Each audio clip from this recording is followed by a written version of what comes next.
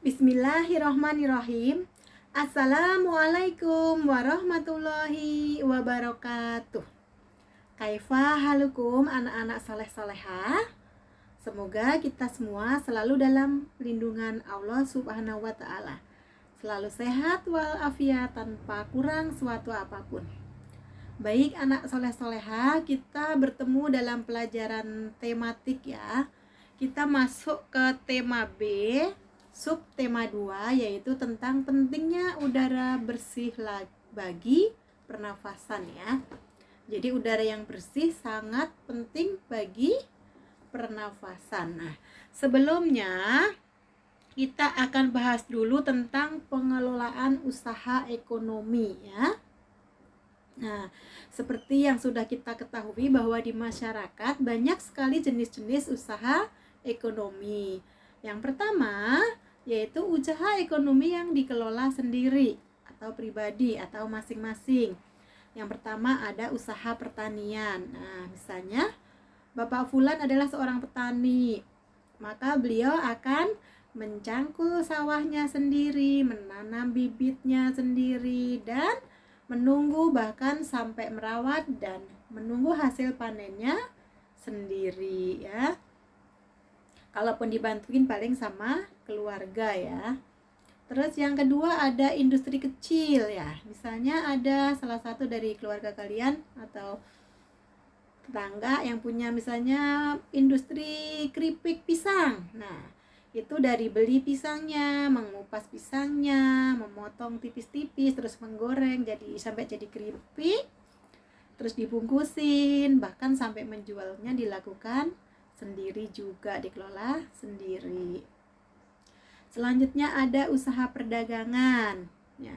Mungkin salah satu dari orang tua kalian ada yang punya warung kelontong misalnya. Nah, itu usaha perdagangan, warung. Nah, itu juga dari belanja, pengadaan barang, menjaga tokonya dilakukan oleh sendiri atau paling dibantu oleh keluarga ya. Terus mungkin juga ada di antara orang tua kalian yang punya usaha jasa. Misalnya jasa bengkel, jasa menjahit, atau jasa urut ya, atau jasa potong rambut. Nah, salon ya misalnya. Itu juga biasanya usahanya dikelola sendiri oleh pemiliknya. Ya, paham ya insya Allah ya anak-anak soleh-soleha ya. Selanjutnya usaha ekonomi yang dikelola oleh kelompok nih. Yang pertama ada firma, yaitu perusahaan yang didirikan oleh sedikitnya 2 orang ya. Bisa 2 orang atau bisa lebih ya. Biasanya mereka yang bergabung di firma itu saling mengenal ya. Nanti saling mengenal, menentukan usaha bersama, dikelola bersama, dan hasilnya pun dibagi rata ya.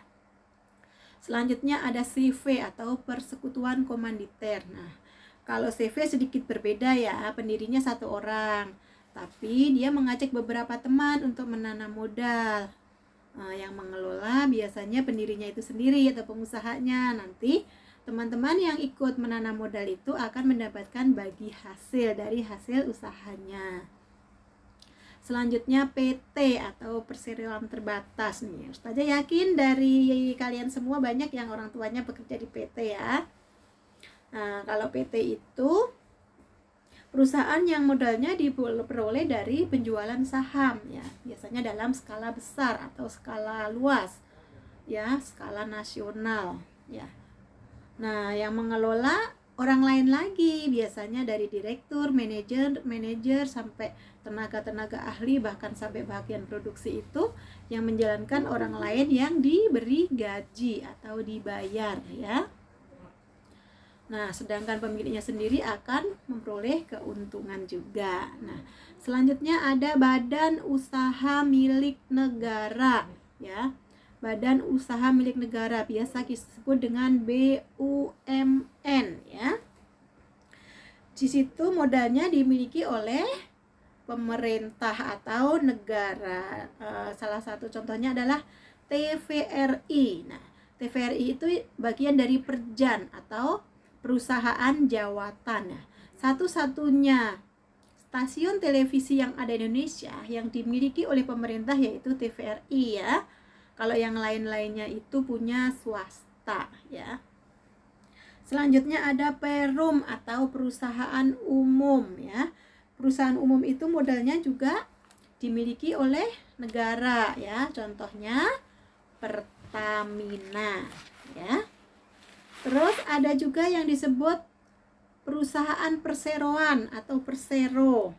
Nah, kalau persero itu modalnya 51% dikuasai oleh negara, tapi sisanya dijual dalam bentuk saham modalnya itu ya. Jadi pihak swasta atau kita kalau punya uang banyak bisa beli sahamnya, bisa ikut memiliki perusahaan itu ya. Tujuannya apa? Untuk ikut memperoleh keuntungan atau laba.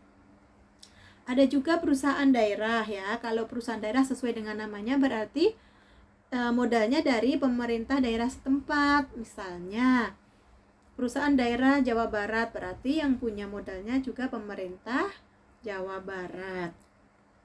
Selanjutnya ada koperasi. Nah, kalau koperasi sudah nggak asing lagi ya. Di kelas 4 kita pernah belajar tentang koperasi. Koperasi itu bermacam-macam ya anak-anak soleh-soleha ya. Ada koperasi konsumsi, koperasi simpan pinjam, koperasi jasa, koperasi produksi, bahkan ada koperasi serba usaha. Apa itu koperasi serba usaha? Ya, karena bermacam-macam usahanya. Bisa juga menyediakan bahan makanan seperti koperasi konsumsi, tapi bisa juga melayani simpan pinjam buat anggotanya. Bisa juga ada jasa-jasa dari para anggotanya. Jadi di situ disebut koperasi serba usaha. Paham tuh? Semoga kalian paham ya. Kalau kurang paham bisa baca-baca lagi di halaman 72, 73 sampai dengan 75 ya. Atau bisa juga bertanya ke ustazah yang mengajar di kelas masing-masing. Baik, selanjutnya kita akan bahas tentang hak dan kewajiban warga negara di bidang ekonomi dalam pasal Undang-Undang Dasar 1945 ya. Di situ dalam pasal 27 ayat 2 disebutkan bahwa tiap-tiap warga negara berhak atas pekerjaan dan penghidupan yang layak bagi kemanusiaan. Ya. Haknya sebagai warga negara apa? Ya, haknya mendapat pekerjaan dan penghidupan yang layak. Yang layak itu yang baik ya. Terus yang kedua, kewajiban. Kewajibannya sebagai warga negara harus bekerja keras ya. Buat kalian yang masih sekolah ada kewajibannya? Oh, tentu saja ada, yaitu belajar dengan sungguh-sungguh. Nah, kemudian dalam pasal 33 ayat 1 disebutkan bahwa perekonomian disusun sebagai usaha bersama berdasar atas asas kekeluargaan ya. Jadi haknya semua warga negara mendapatkan pekerjaan yang berdasarkan atas asas kekeluargaan ya, tidak pemaksaan, tidak kerja rodi dulu lagi seperti zaman penjajahannya. Terus kewajibannya apa? Yaitu membangun usaha bersama berdasarkan atas asas kekeluargaan juga. Selanjutnya hak dan kewajiban warga negara di bidang ekonomi dalam pasal Undang-Undang Dasar tahun 1945 yang di pasal 33 ayat 2 ya, di situ disebutkan bahwa cabang-cabang produksi yang penting bagi negara dan yang menguasai hajat hidup orang banyak dikuasai oleh negara ya. Seperti tadi yang sudah Ustazah contohkan seperti Pertamina ya, dikuasai oleh negara ya, bukan swasta. Sebagai warga negara kita haknya apa? Yaitu mendapat pertanggungjawaban dari negara. Terus kewajibannya? Ya, kewajibannya memproduksi sesuatu yang penting bagi negara, ya. Ya, itu anak-anak yang dapat Ustazah sampaikan. Kita masuk materi berikutnya yaitu penyakit pada sistem pernafasan manusia ya. Ya. Kita sudah mengenal beberapa penyakit yang sering terjadi di masyarakat. Yang pertama yaitu flu atau influenza ya. Influenza itu disebabkan oleh virus ya. virus influenza namanya. Nama virusnya influenza, makanya disebut penyakit influenza. Munculnya kita bisa biasa hidung tersumbat, kepala pening, bersin-bersin, tenggorokan gatel ya, pilek ya itu. Kalau yang lebih viral lagi, sekarang lagi viral ya, virusnya bukan dari influenza tapi virusnya COVID-19. Pasti kalian tahu ya, itu yang menyebabkan kalian belajar dari rumah ya, gara-gara ada virus corona ya. Ya, virus corona itu semacam virus influenza juga sebenarnya, tapi efeknya ke badan penderitanya lebih berat. Nah, berikutnya ada tuberkulosis. Tuberkulosis yaitu atau biasa disebut dengan TBC ya. Itu juga menyerang paru-paru ya atau sistem pernafasan ya. Penyebabnya yaitu bakteri Mycobacterium tuberculosis ya. Makanya disebut tuberkulosis karena disebabkan oleh bakteri tuberkulosis ya. Penderitanya gimana? Napasnya tersengal-sengal, terengah-engah ya, nyesek, paru-parunya mengecil, jadi napasnya semakin lama semakin sesak ya. Bahkan kalau udah parah itu bisa sampai dengan muntah darah ya, jangan sampai ya, naudzubillah min dzalik ya. Selanjutnya ada peradangan di sistem pernafasan itu bermacam-macam ya anak-anak ya. Di situ ada rintis, faringitis, laringitis, bronkitis, sinusitis, asfiksi ya. Rintis itu terjadi karena alergi. Kalau faringitis itu faringnya radang. Kalau laringitis radang juga di daerah tenggorokan.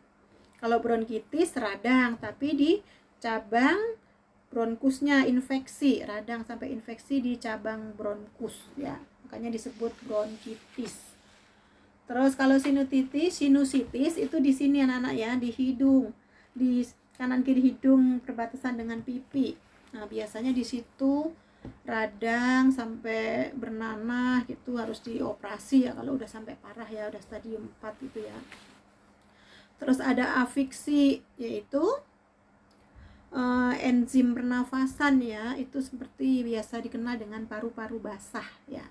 Itu kalau paru-parunya udah tenggelam, kita sudah orang tersebut udah tidak bisa bernafas lagi. Ada juga asidosis, yaitu kenaikan kadar asam karbonat ya. Ya, asidosis kenaikan kadar asam karbonat dan asam kibarbonat ya, sehingga pernafasannya akan terganggu. Ada juga yang disebut penyakit difteri, yaitu penyumbatan pada rongga faring ya. Rongga faringnya tersumbat karena banyak lendir yang dihasilkan dari kuman difteri ya. Di tenggorokan sana nanti ada, kalau ada kuman difteri itu kita jadi banyak lendir, jadi rongga faringnya tertutup lendir, jadi tersumbat saluran pernafasannya, terganggu juga. Terus ada emfisema ya, itu pembengkakan karena pembuluh darahnya kemasukan udara. Jadi pembuluh darah yang ada di saluran pernafasan kita kemasukan udara sampai bengkak ya. Napasnya akan terganggu juga. Terus ada pneumonia, yaitu penyakit yang disebabkan oleh infeksi yang disebabkan oleh virus ya atau bakteri pada alveolus. Akhirnya radang paru-parunya ya. Nah, mudah-mudahan kita semua terhindar dari penyakit-penyakit yang mengganggu sistem pernafasan kita ya anak-anak soleh-soleha ya. Mudah-mudahan kita selalu diberi kesehatan oleh Allah Subhanahu wa taala. Mudah-mudahan kalian paham juga sama yang sudah Eri jelaskan. Kalau kurang paham bisa baca-baca lagi ya di halaman 87-88 ya. Kalau masih kurang jelas juga bisa hubungin atau chat atau telepon ustazah yang ada di kelas masing-masing. Demikian yang dapat Ustazah Eri sampaikan. Mohon maaf atas segala kekurangan. Untuk tugasnya langsung ke halaman 98, 99, dan 100, yaitu mengerjakan uji kompetensi 2 subtema 2 ya. Uji kompetensi 2 ya. Ya. Nanti laporkan ke ustazah yang mengajar di kelas masing-masing. Nah, selanjutnya nanti ada link formulir juga harus kalian kerjakan untuk pengambilan nilai berikutnya. Terima kasih, demikian yang dapat Ustazah Eri sampaikan. Wassalamualaikum warahmatullahi wabarakatuh. Tetap semangat.